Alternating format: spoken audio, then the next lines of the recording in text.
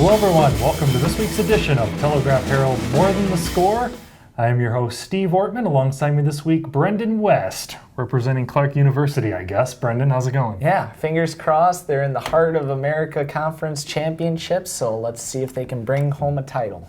All right, yes, very proud Clark alumni here, Brenden West. But anyways, we've been gone for a few weeks now, busy as always. That's why it's hard to shuffle things around and we can't do the show every week anymore, but we're finding time this week. Lots to recap here, Brenden. We'll get right into it. Girls basketball, the Iowa State tournament, always a fun trip for me. 9 years in a row now, ever since I started here. 9 years straight. I've been down in Des Moines, Wells Fargo Arena, to cover some girls basketball teams. This year it was the same two teams that made it last year, in Cascade in Class 2A and Bellevue Marquette in 1A. Both these teams had some high aspirations. Unfortunately, they came to an end in the state semifinals. I'll start with Cascade. This is a team undefeated through the regular season, made it through regionals, undefeated going into state. Really a team, tons of talent across the board, 4 senior starters, looked like a team that could win it all. But when it came down to it, Brenden, this was a team that just really struggled shooting the ball at Wells Fargo Arena, which was just kind of baffling. No one really had an answer for it. The shots just weren't falling. I think they shot 29% from the field over 2 games. They scored 41 points in a quarterfinal win, and then were held to a season low 32 points in a semifinal loss to Osage. Osage ended up losing to North Lynn in the championship game. It's just weird how these things work. North Lynn was a team that kind of got the doors blown off them by Cascade less than a month ago. But would have been fun to see that rematch in the final, but the Cougars just could not make shots, when it mattered most there down the stretch. And they ended their season, their only loss, 26-1 in the semifinals. That closes out the career for unarguably one of the best Cascade girls basketball players of all time, Nicole McDermott. She's moving on to play at NAIA, Clark University, actually. Roll Pride. Fantastic career for Nicole. What can you really say about her? She closed her career with 1,526 points. That's just 16 points behind the all-time leader, Ashley Arlen, who obviously had some success coming out of Cascade as well, playing basketball. She made it to state all 4 years.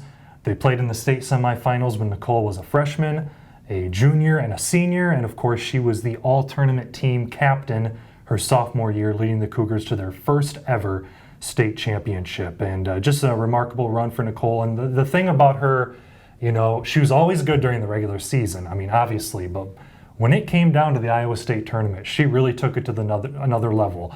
And she also hit kind of a rare feat where she was named to the 2A all-tournament team every single year she played high school basketball, all 4 years down there. And let's take a quick hit at her numbers.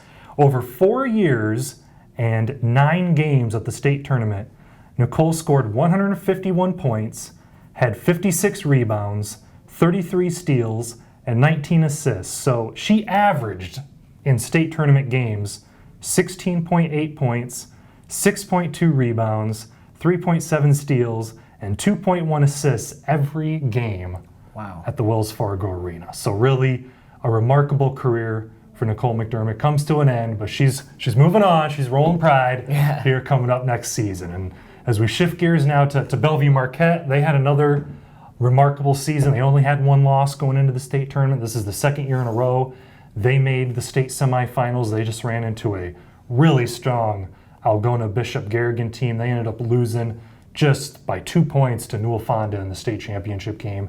And the Mohawks graduated a couple of really fantastic players, Tori Mickle, Miranda Peters, a couple of posts that had such a big role in getting the Mohawks to state 2 years in a row now and to make it to the Final Four. So kudos to the Mohawks, another fantastic season. And that caps things off in Iowa, but we're still looking ahead here this weekend in Wisconsin. Platteville girls basketball team going to the state tournament for the 2nd time ever. Last time they made the state tournament was 1984, and they won a state championship. So they are hoping all these years later to bring home championship number 2. They received the number 1 seed in Division III. The Hillmen are undefeated on the season, and you just kind of, we stay unbiased here, Brenden. Don't get me wrong, but you just got to the point where you're kind of rooting, you're kind of rooting for the Hillmen. 3 years in a row, their season ended in the sectionals. So close to state, and now here this year they finally break through. They're going to state. They got a fantastic senior class. Sammy Martin, she's going full ride scholarship to play D1 at Bradley. Josie Nice, Becca Hoyer, just a fantastic group of players, and they're going to look to do some damage in Green Bay Thursday, as well as if they win and move to the championship game, that would be on Saturday. The one and only Steve Ortman will be up there covering it for you, so we'll have all the action for you there. That's what's going on girls basketball-wise. Now let's shift gears real quick. I know I felt like I was talking forever there. Let's move to boys basketball. Another rare feat here. Yeah. This is the first time in a long time the TH is not sending a local area school to the Iowa Boys State Basketball Tournament. Yes, and to qualify that, of course, by local basketball, we don't just mean the city schools here in Dubuque. We don't just mean Western Dubuque. We're talking about Bellevue Marquette, Cascade, Beckman, Edco.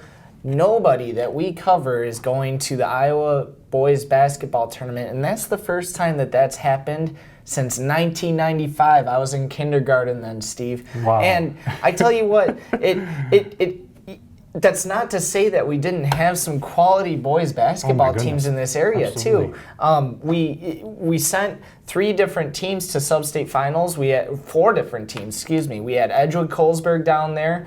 They had just come off of upsetting the top-ranked team in the state in Easton Valley. They couldn't get it done against Wapsie Valley.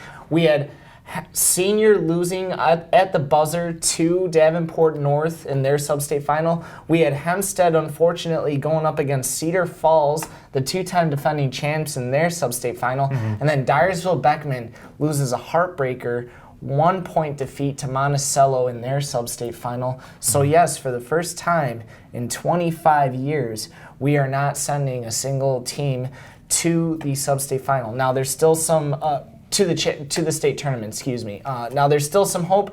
Like you on the Wisconsin side, we have Cuba City and Darlington facing off in pretty much a heavyweight Division IV fight here on Thursday. They're going to be playing up at Mineral Point. Cuba City, top-ranked team. They're undefeated this year. They're the number 1 seed in their sectional. And then Darlington is the number 2 seed. Darlington's only 2 losses are to the Cubans this year. So it's definitely going to be a pretty exciting round 3 there on Thursday night. But yeah, lots of talent in this area, lots of great basketball teams in this area, just some heartbreakers. Yeah. Even going with Wahlert. I mean, Wahlert loses at the buzzer to the second-ranked team in 3A. They could have very well been in the sub-state, and if they'd have, could very well have advanced there too. So lots of quality basketball, just I guess not our year for the first time in 25. I think that's the hardest part about it is, those 4 sub-state final games is not only did they didn't make it to state, but they came really close because all those games were right down to the wire in the 4th quarter. They really were. I mean, everybody, all those teams I listed off, I think they all had leads late in the 4th quarter, if not late in the 3rd quarter. And then just, for whatever reason, Lady Luck just wasn't on the Tri-State side this year. But that's not to say anything about the talent in this area, because definitely some quality basketball, definitely some high-ranked teams and some skilled players this season. All right, well, so as you mentioned, still a little more basketball yet to come here. We'll have that all covered for you, TelegraphHerald.com, and as well as in the print edition. And that's going to do it for this week's edition of Telegraph Herald More Than the Score. I'm your host, Steve Ortman. For Brenden West, we will see you again soon. Roll Pride.